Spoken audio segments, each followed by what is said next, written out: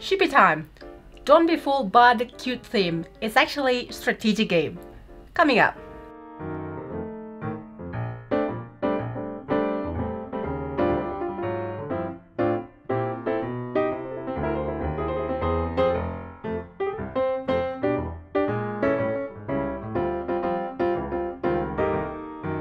Hi, it's Tarrant. And Stella from Meeple University. Today we are going to talk about Sheepy Time. Sheepy Time. Sheepy Time. Sorry, that's not the right one. So yeah, we are talking about Sheepy Time. We're going to go through the overview of the game and then what we think of it. Yes. So Sheepy Time is a game about sleep. It's about counting sheep. We've got sheep who will be going around this rondel and jumping over this fence. And each of us has our own sheep. We've got the purple and yellow ones here. And what we're trying to do is catch winks. Mm-hmm. And winks, they aren't victory points in the conventional sense. You'll move up this winks track. And at the end, your aim is to get past your pillow, which starts, of course, at 40 winks. And if you can get past your pillow, you win the game. At the end of each round, whoever gets the most winks gets to move their pillow down according to this track here. So the better you do, the further down your pillow goes, but you still need to get a lot of points in that final round. So it's always a race in the final, towards that final round. At the same time, it's got to push your luck element. So you'll be going around, there'll be different things that can go wrong, but ultimately you're trying to... So many things. Ultimately you're trying to escape the nightmare. And if the nightmare lands on you, or in some cases moves past you, then you might get scared and then wake up. And if the nightmare beats you around the board, then you wake up. And if you wake up, you get the fewest reduction on your pillow. And so you'll be going around the board, and each time you jump over the fence, you get the chance to either stop or keep going. So that's where the push your luck comes in. Yep. But if at any point you keep going and the nightmare beats you over the fence, then you're out of that round. And that's sort of the basics of how that side of things works. Now, what is the actual mechanic? Each round, or each turn, sorry, you'll have 2 cards in your hand. You may have a card that moves the nightmare, in which case you would resolve that, discard it, and draw another until you had 2 non-nightmare cards. And then you would choose one of your cards to play. And the card might tell you to move a certain number of spaces around the board. It might just give you winks, which you would add on the board here. Or you might catch some Zs. And if you do that, if I played this, for example, and caught one Z, I'd place one of these tokens onto one of these notches around the outside of the board. And these are some extra abilities that the players are going to be collaboratively, or not collaboratively, but they'll be on the same grid. The players will be building this up. So here, for example, if I now land on this space, I can then choose to spend my Z to resolve this effect, which is if I currently have fewer winks than everyone else, gain 4 winks. And there'll be some of these that involve moving, getting extra movements, becoming not scared if you're already scared from the nightmare. Here's one where it's if you're scared, move forward 7 spaces. So you can only be scared twice before you're out of the round. So this one you want to live dangerously, but you get a lot more revolutions around the map. This one is move forward to the space ahead of the nightmare, so you can get a lot of movement out of that. But if the nightmare draws a card, you're at risk of being scared by it, and so on. And then at the end of each round, after you've resolved the winks track, each player gets to add 1 new tile from this display onto one of the notches around the board. And they get to start by putting either some permanent Zs or maybe 3 of these tokens that get spent onto that card. And that means that you can build up your own little network of maybe movement ones that bounce between each other. There's lots of different ways, because there's about 30 of these in the game, so there's lots of different combos that you can put together. That's really the essence of the game. You keep doing that until someone has passed their pillow, And if multiple players do that, then whoever passes it by the most in that round is the winner. So there are 3 different nightmares you can play with in the game. The wolf moves when you grab one of these cards. This one, for example, just says move 2 spaces. So you would go 1, 2. And the wolf's ability is if he moves on or through you, you become scared and you lie down. And if you're already scared, then you wake up and you're out of the round. You don't want to wake up. Yes, there's also there's the bump in the night as well. He just jumps around, but he jumps forwards and backwards. So he has to land on you to scare you, but there's a lot more spaces where he could be going to. It's more a little bit more unpredictable. Yep. Oops. And then there is the spider as well, and the spider has a web. You can put a web on the board that slows you down. For example, if I got, say, 7 movement here, I would get stuck in the web, and I would have to resolve here instead. And then the spider sort of moves to the web, and then the web moves forward, and the spider makes its way around like that. So, yeah, 3 different options in the game. Yep. So what do you think, Tarrant? Or maybe I should say it first. Yeah, you go first. Okay, I go first this time. Woo! So, Sheepy Time. So, by the way, we do this review, and we want to also encourage you if you want to comment and let us know what you think if you have played.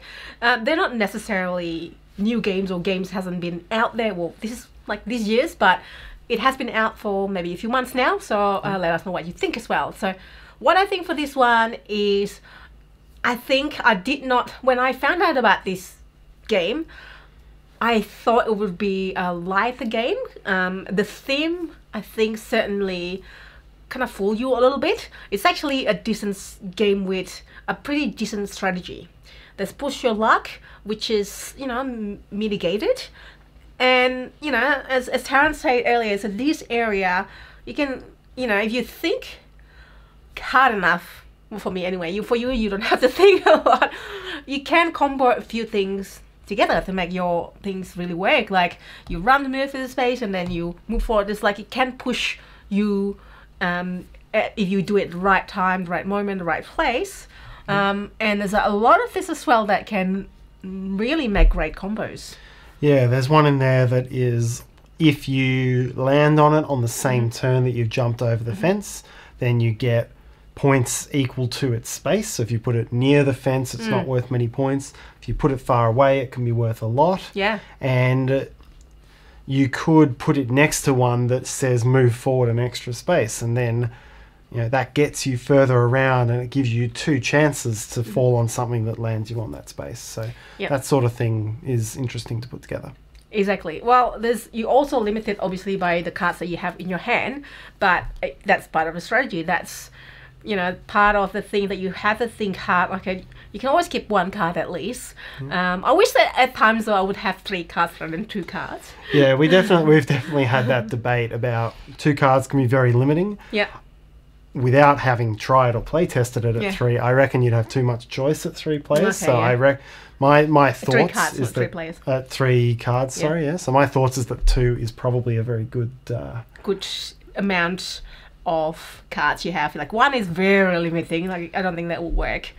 So 2 is probably it. Yeah. So that's what I think. If I am to look at it in the shelf, I might get fooled by, okay, it looks like a really light game. It's Sheepy Times, really cute ships and everywhere on the box, on the cards. But it's actually quite a strategic game. So, you know, if you like strategic type of game, obviously, I would really recommend it to you. Kind of surprised us as well, isn't it? I mean, looking at the theme and when we play it.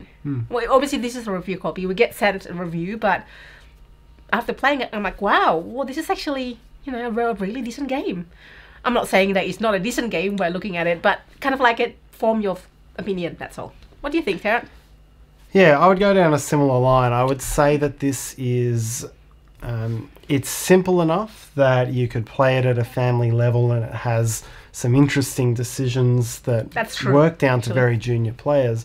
But at the same time, this is, you know, it's hard to find a push your luck game that works for the thinky gamer and sort of that works for an experienced gamer, because push your luck is a very light sort of mechanic in general. But I think this has really managed to create that. It's created a gamer's push your luck, which works really neatly. I like that, gamer's push your luck. It plays in sort of 3 to 5 rounds, so it's pretty quick. Yeah, they've done something here that I don't think I've really seen Elsewhere. Elsewhere. I think they've created their own thing here, and it works really nicely. It's really unique. I totally agree with that, Tarrant. I don't really think any... I mean, it is abstract. I mean, maybe it's not everyone's cup of tea for abstract games. But, you know, this still suited the theme, though, going around. Yeah, I mean, Dreams... There's a few games out there with dreams and mental style themes, and I've always struggled to grasp onto that one. But this one, even this works pretty well. You know, it's pretty simple. It's sheep jumping over a fence.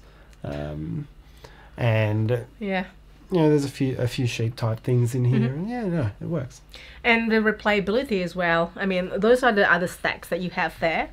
Yeah, there's only 10 slots on the board. I think there's 30 of these, so there'll be a couple of combinations that I'm sure will come out every time they're available, but there'll be plenty of different sets of combinations that come. So you got a good bit of replay in here. And again, because it's push your luck, it's not as if you can solve the game. You've always got the luck of the cards. And plus, you mentioned earlier as well, werewolf is one, and then there are 2 other nightmare types which react to behave slightly different. Yep, there's cards that come in or out at 3 or 4 players, so it scales quite well. But same sort of thing, you're trying to get maximum winks, and then you get the best pillow reduction if you do. Pillow reduction, I love that. The other thing which I think works really nicely in here, and you often don't see... I mean, there are plenty of gamers games that have a push or luck element in, or there's dice, and you know that you have to sometimes trust your luck to get further in the game. I don't trust my luck, but keep going. And I know I've had a number of those games, particularly short ones, where you roll the dice and you get that one result that you didn't want, and it just smashes the rest of your game. Because it was one of your 6 rounds and it's all for nothing now. And I think what really works neatly about this is that if you fail, you only get 3 pillow reduction instead of 5 or 8. So it sets you a little bit behind, but each round stands alone. And if you're the one who pushes your luck at the end, then you could still be the one that comes forward. So you can push your luck and fail and recover from it, which I think is excellent for really any game that has a push your luck element. You don't want one pushing of your luck to throw everything into turmoil. I see a pattern here. If we remember Cubital's AG other game, it has really good catch-up mechanic. The one that raises the Cubital's about racing and push your luck. And if you're lagging behind, you roll more dice, which means it gives you more chance to catch up. True. So there's a pattern there. Yes. So what do you think? Have you played this? Would you recommend it? I mean, if you haven't, look at the mechanics and try it for yourself. Hopefully, if you have, let us know as well in the comments what you think of it.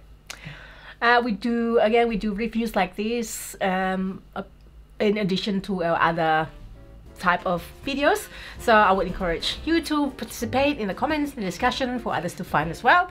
And if you find this video useful somehow, that would be really helpful if you could please click that like button. If you already a subscriber, welcome back. If you haven't, please subscribe to us if you want.